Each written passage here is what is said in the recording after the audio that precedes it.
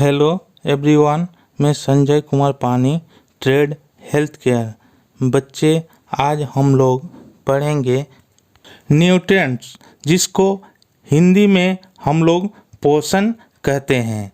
तो हम लोग जानेंगे पोषण क्या है, पोषण कितने प्रकार के होते हैं और पोषण से होने वाले कुछ बीमारियों के बारे में भी जानेंगे। तो चलिए पोषण क्या है जानते हैं। पोषण वह संपूर्ण प्रक्रिया जिसके द्वारा जीवित जंतु भोजन प्राप्त करते हैं तथा इसका विभिन्न जैविक क्रियाओं में उपयोग करते हैं, पोषण कहलाता है।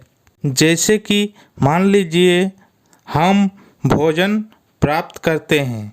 किस लिए भोजन प्राप्त करते हैं? कुछ जैविक क्रियाओं के लिए। जैसे कि हम भोजन प्राप्त करने के बाद हम स्वस्थ रह सके, चल सके, कुछ काम कर सके, तो ये सब है जैविक क्रिया। तो आप लोग को समझ में आ गया होगा पोषण का परिभाषा। अब चलिए हम लोग जानते हैं पोषण कितने प्रकार के होता है। तो पोषण को मुख्यतः दो भागों में विभाजित किया गया।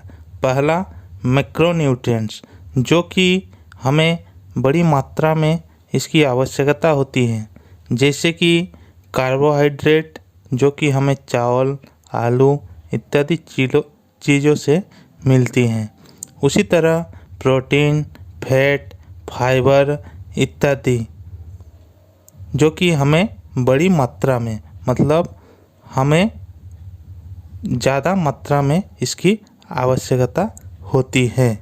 उस तरह दूसरा माइक्रो न्यूट्रिएंट्स, जिसे हम हिंदी में सूक्ष्म पोषक तत्व कहते हैं, जो कि हमें मैक्रोन्यूट्रिएंट्स की अपेक्षा कम मात्रा में इसकी आवश्यकता होती है।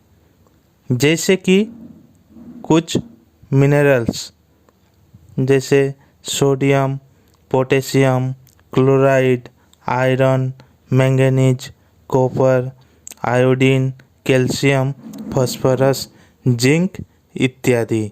और कुछ विटामिन्स जैसे कि vitamin A, B, C, D, E और के।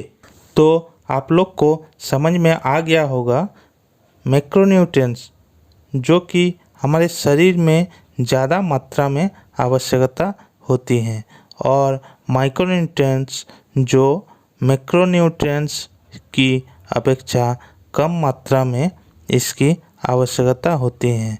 तो चलिए नेक्स्ट हम लोग कुछ मैक्रोन्यूट्रिएंट्स के बारे में डिटेल में जानते हैं। सबसे पहले कार्बोहाइड्रेट। इसके अणु में कार्बन, हाइड्रोजन, ऑक्सीजन परमाणु होते हैं, जो कि हमें चावल, आलू जैसे भोजन से प्राप्त होता है। फिर दूसरा प्रोटीन। इसकी अणु में कार्बन, हाइड्रोजन, ऑक्सीजन होता है, जो कि हमें अंडा जैसे भोजन से प्राप्त होता है।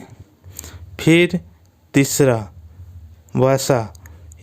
इसके अणु में कार्बन, हाइड्रोजन, ऑक्सीजन परमाणु होता है।